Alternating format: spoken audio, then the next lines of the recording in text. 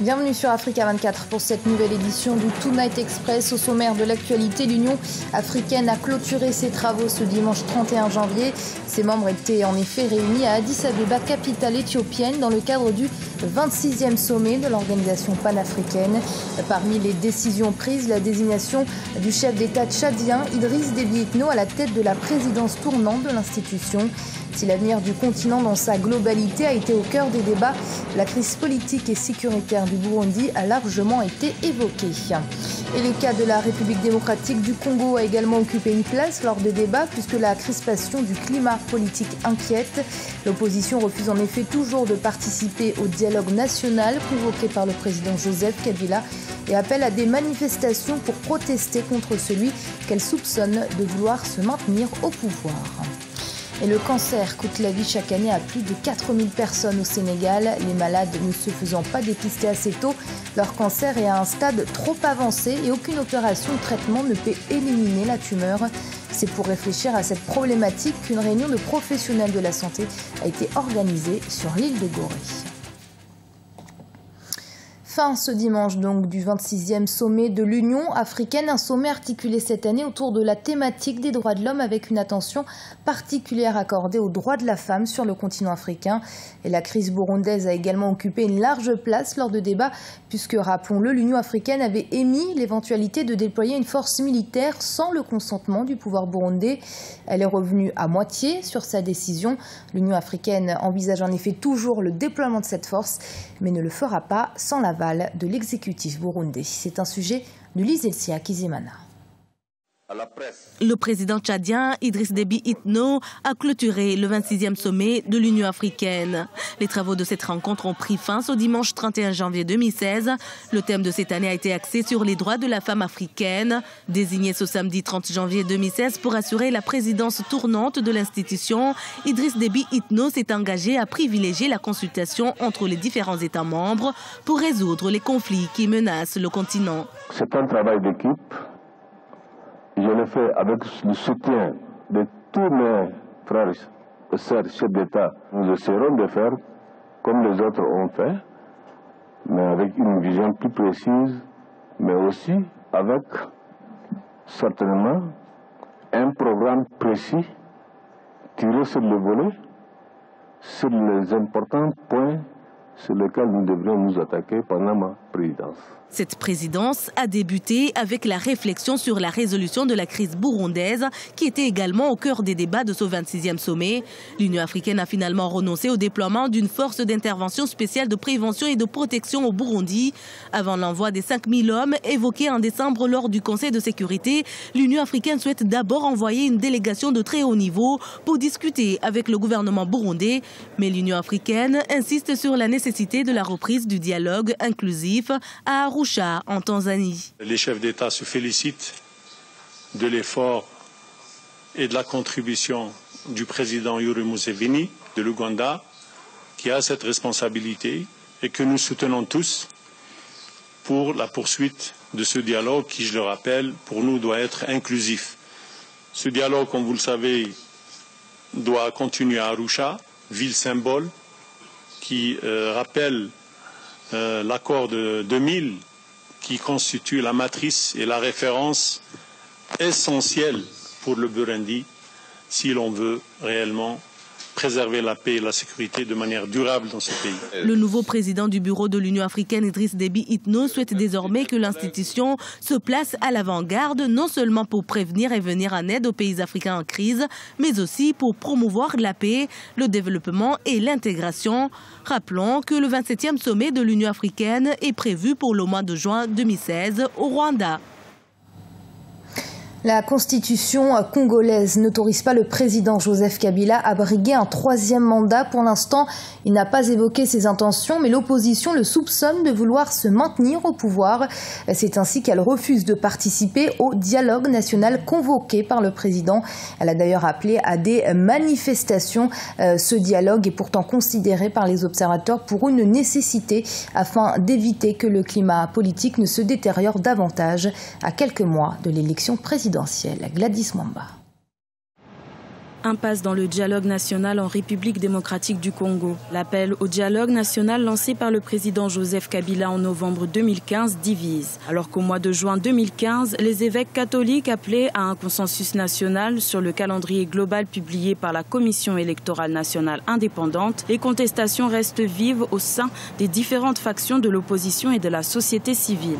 Beaucoup de gens oublient que le 28 janvier 2012, nous avions proposé un plan au président Kabila. Nous l'avons proposé à Addis Abeba en février. Les évêques, le 5 février 2012, sont allés voir le président Kabila. Ils ont vu le président Tshisekedi. Ils m'ont vu, moi, et j'ai encore la lettre.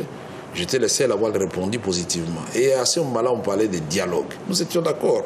Il y a un temps pour tout. Ça, c'est biblique, ce n'est pas moi, c'est Ecclésiaste. Donc, quand les évêques parlent aussi de dialogue, ils savent qu'il y a un temps pour tout. Heureusement qu'ils ont ajouté le dialogue qui répond aux aspirations du peuple.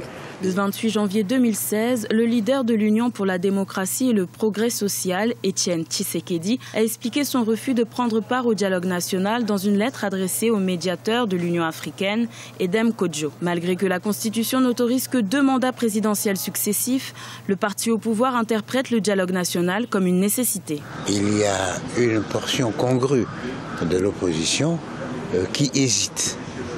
Mais ils ne sont pas contre le dialogue, le principe du dialogue, et ils hésitent quant aux modalités pratiques. Donc, sur le plan de principe, tout le monde, toute la classe politique est partie prenante. Sur le plan de modalités pratiques, il y a quelques partis qui ne sont pas la majorité, n'est-ce pas, qui hésitent, qui traînent le pas. Mais sinon, le dialogue, aujourd'hui, est une nécessité ontologique, c'est-à-dire pour l'existence de notre État. C'est une nécessité politique, c'est-à-dire pour l'harmonie dans nos relations sociales et politiques. Aujourd'hui, le dialogue s'impose. Aucune date n'a pour l'instant été fixée pour ce dialogue souhaité par le président Joseph Kabila. Certaines factions de l'opposition prévoient d'organiser des manifestations pour réclamer la démission du chef de l'État au terme de son 2e mandat. L'élection présidentielle en République démocratique du Congo est prévue en 2016. Les statistiques sont assez effrayantes. Plus de la moitié des personnes atteintes du cancer consultent un médecin alors que leur tumeur est déjà à un stade avancé. Face à un manque de sensibilisation au dépistage et pour promouvoir une véritable prise en charge des malades, une conférence sur l'île de Gorée au Sénégal a réuni plusieurs personnes évoluant dans le domaine de la santé. Oumou Kelsomba. Comment accompagner les personnes atteintes du cancer pour qu'elles soient actrices de leur propre prise en charge? La question a réuni ce samedi 30 janvier 2016 sur l'île de Gorée au Sénégal plusieurs structures opérant dans le cadre de la lutte contre le cancer.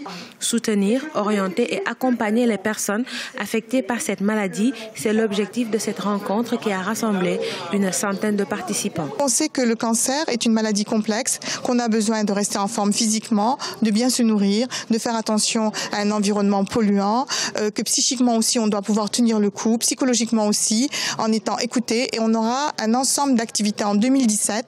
Et toute l'année 2016, nous nous préparons à être présentes et à être efficaces dans le centre. Au Sénégal, le cancer du sein est devenu très fréquent. Il est suivi du cancer du col de l'utérus, du foie, de la prostate et des poumons. La maladie, selon les experts, tue plus de 4 900 Sénégalais par an. Face au traitement du cancer jugé très onéreux, les organismes comme Corosol ou Innerwheel, organisateurs de la rencontre de Gorée, interpellent les uns et les autres sur l'importance d'une prise en charge psychosociale adaptée à chaque malade. Avec l'association Corosol, on s'est dit, de cette maladie, on parle souvent. Il y a beaucoup de traitements thérapeutiques, beaucoup de choses que les médecins font, mais il y a un aspect psychologique, un aspect lié à l'accompagnement qui n'est pas encore considéré dans notre société africaine et particulièrement au Sénégal.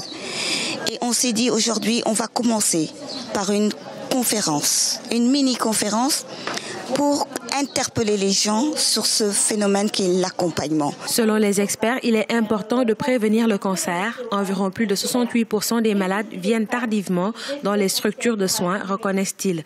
Rien que pour le cancer de la prostate touchant les hommes, 84% des malades arrivent en retard du fait qu'il n'existe pas encore une politique de dépistage sur cette maladie.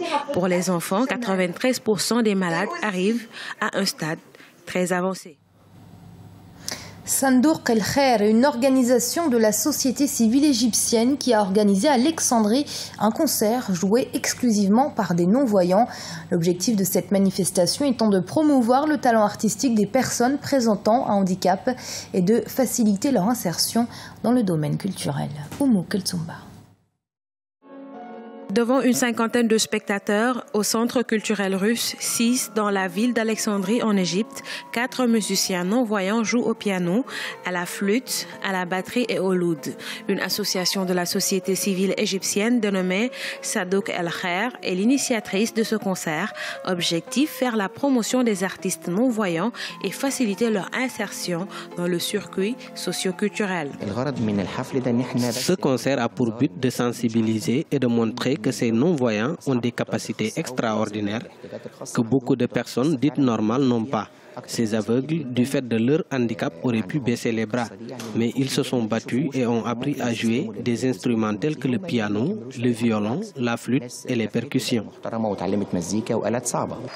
Selon les initiateurs, ces non-voyants ont un riche répertoire musical égyptien et international. Ces membres de la société civile souhaiteraient que les autorités créent des centres de formation et mettent en place un programme d'accompagnement pour les artistes non-voyants. Ces personnes ont beaucoup de talent, malgré leur handicap, et jouent de la bonne musique qui peut être vendue au niveau national et international. Nous voulons que les autorités construisent des centres de formation pour accueillir ces artistes et doivent aussi les accompagner financièrement et moralement. Les membres de la société civile égyptienne œuvrent pour l'amélioration du statut socio-professionnel des personnes handicapées tout en faisant valoir leurs droits. L'association porte une attention particulière aux jeunes et aux femmes, notamment dans les zones urbaines.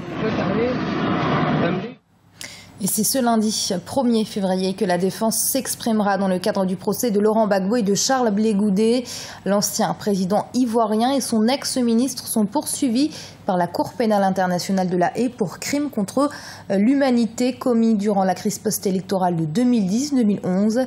Les deux hommes ont plaidé non coupables à l'ouverture de leur procès, un procès qui constitue un enjeu de taille pour la Côte d'Ivoire actuellement en pleine réconciliation nationale, mais aussi pour la CPI elle-même, puisque c'est la première fois qu'elle juge un président africain. Et Africa 24 vous propose de suivre en direct ce procès lors d'une émission spéciale en présence d'invités et d'éditorialistes ce lundi à partir de 8h30 GMT. Et le championnat d'Afrique des Nations de football, le CHAN, se poursuit et ce samedi, la Côte d'Ivoire s'est imposée 3-0 face au Cameroun, décrochant son ticket pour les demi-finales. Elle rejoint la République démocratique du Congo, vainqueur du match qui l'opposait au pays hôte, le Rwanda, 2-1. Ce dimanche, c'est le Mali qui obtenait sa place pour les demi-finales en battant 2-1 la Tunisie. Et puis, dernière équipe allée en demi-finale, c'est la Guinée qui, au terme d'un match nul et vierge 0-0, s'est imposée 5-4 au tir au but face à la Zambie. Et ce journal a été préparé par l'ensemble de la rédaction. Merci de l'avoir suivi. Restez sur Africa 24. Dans un instant, une nouvelle édition de l'information.